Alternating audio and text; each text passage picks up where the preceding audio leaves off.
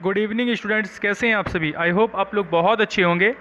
आज हम लोग अयोध्या सिंह उपाध्याय हरिओद जी का साहित्यिक परिचय देखेंगे। बेटा, साहित्यिक परिचय हमारे बोर्ड परीक्षा 12वीं के लिए बहुत ही महत्वपूर्ण है। अयोध्या सिंह उपाध्याय हरिओद जी का ये बेटा पूरे 5 अंकों का आता है। 5 अंक का एक गद्य आता है और एक पद्य आता है 5 नंबर का। तो ये पद्य के हैं अयोध्या सिंह उपाध्याय हरिओद जी, सामान्य हिंदी के, यूपी बोर्ड। और साहित्यिक परिचय पूछता है 80 शब्दों में।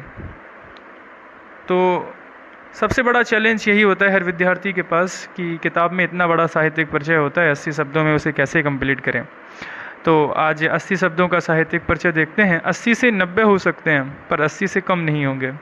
ओके, और जितना मैंने आपको बताऊंगा मैं, आप इतना ही साहित्यिक परिचय लिखिए, आपको पूरे पूरे नंबर मिलेंगे, इस बात की गारंटी है। साहित्यिक परिचय लिखने से पहले अयोध्या सिंह उपाध्याय हरिओद जी का इतना सा जीवन परिचय भी लिखेंगे।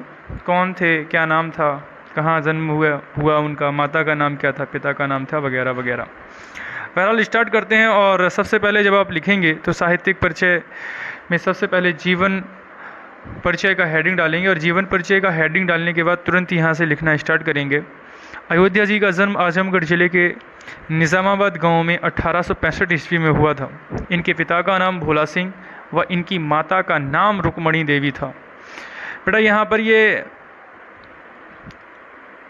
मनम लिखा हुआ है, ये मनम नहीं नाम लिखा हुआ है, टाइपिंग करने में मिस्टेक हो गई है। तो ये लिखा हुआ है माता का नाम रुक्मणी देवी था। उसके आगे लिखेंगे हरिओद जी ने, बेटा ये ना की जगह ने करना है आपको। हरिओद जी ने मिडिल परीक्षा उत्तीर्ण करने के पश्चात इन्होंने काशी के क्वींस, बेटा ये ना टाइपिंग में कुछ अल्फ़ाबेट्स ऐसे वर्ड ऐसे होते हैं जो टाइप नहीं होते हैं, तो ये बेटा क्वींस लिखा हुआ है, क्वींस। काशी में एक कॉलेज है जिसका नाम है क्वींस। इसी क्वींस में इन्होंने अपनी जो है दाखिला लिया था अयोध्या सिंह उपाध्याय हरिओद जी ने मिडिल क्लास परीक्षा पास करने के बाद। किंतु हुआ क्या, आगे चलकर जो है, किंतु स्वास्थ्य सही न होने के कारण उन्होंने अपना विद्यालय अध्ययन छोड़ना पड़ा उनको। तत्पश्चात उन्होंने घर पर ही फारसी, अंग्रेजी और संस्कृत भाषाओं का अध्ययन किया। हरिओद जी आगे चलकर 20 वर्ष तक कानूनगो के पद पर कार्यरत रहे। हरिओद जी का जीवन सरल, विचार जो है उदार थे और लक्ष्य महान था। सन 1947 में अपार यश प्राप्त करने के बाद जो है हरिओद जी ने अपना नश्वर शरीर त्याग दिया। ये हम साहित्यिक परिचय इस तरीके से लिखेंगे। साहित्यिक परिचय के बाद अब बनता है हमारा जीवन परिचय। ऐसे लिखेंगे। अब साहित्यिक परिचय लिखना है अपन को, हेडिंग डालेंगे साहित्यिक परिचय, जैसे यहाँ पर डाल रखा है वीडियो में, ऐसे ही लिखेंगे पूरा सेम टू सेम लिखेंगे। अयोध्या सिंह उपाध्याय हरिओद द्विवेदी युग के प्रतिनिधि कवि, लेखक, गद्य लेखक थे। हरिओद जी पहले ब्रज भाषा में कविता करते थे।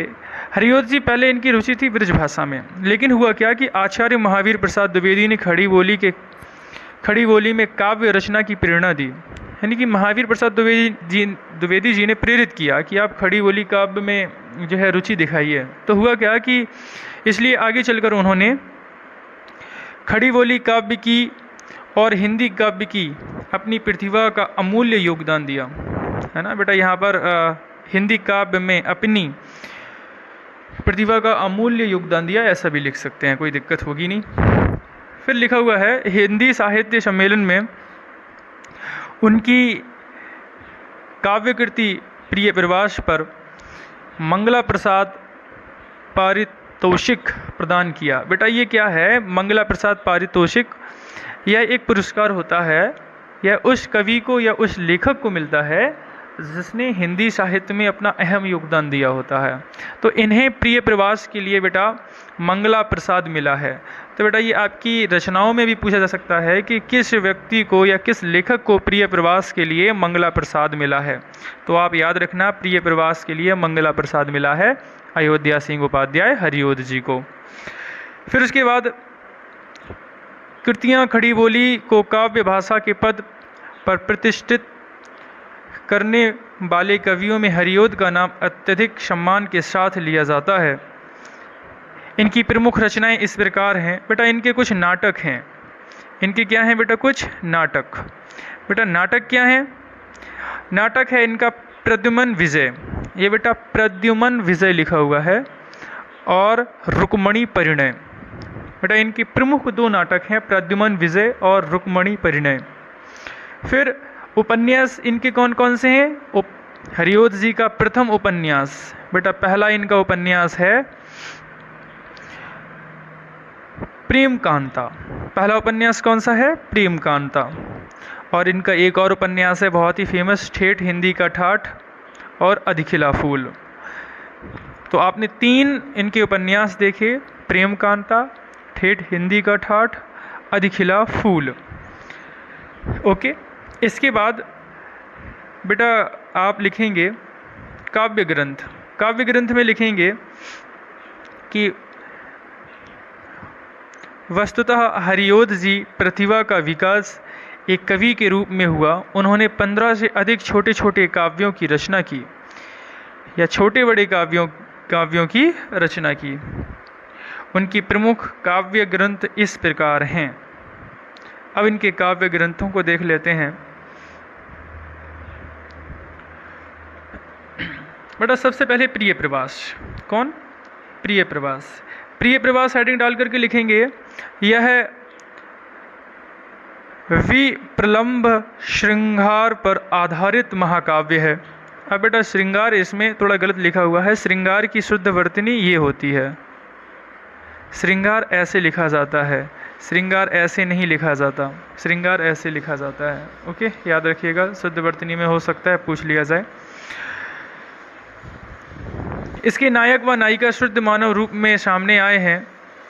नायक श्री कृष्ण लोक संरक्षण तथा विश्व कल्याण की भावना से परिपूर्ण मनुष्य हैं। इसके बाद रस कलश में क्या है? रस कलश में बेटा देखते हैं, इसमें हरिओद जी का आरंभिक स्फुट कविताएं संकलित हैं। ये कविताएं श्रृंगार प्रधान हैं तथा काव्य सिद्धांत निरूपण के लिए लिखी गई हैं।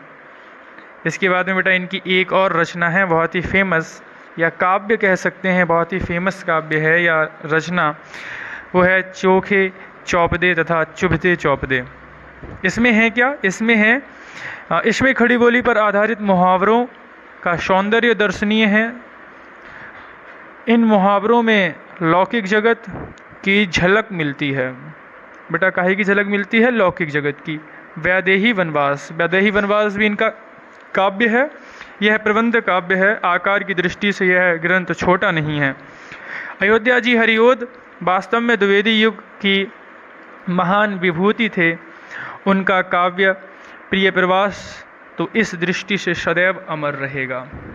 बेटा ये था साहित्यिक परिचय। हाँ, जैसे मैंने आपको बताया है, इसमें जो भी लिखा है साहित्यिक परिचय मैंने इस वीडियो में, आपको सिर्फ यही साहित्यिक परिचय लिखना है और आपको बेटा पूरे में पूरे नंबर मिलेंगे, इस बात की गारंटी है। अगर आपको वीडियो बहुत अच्छा लगा है तो आप वीडियो को लाइक करें एंड चैनल को सब्सक्राइब करें। Thank you.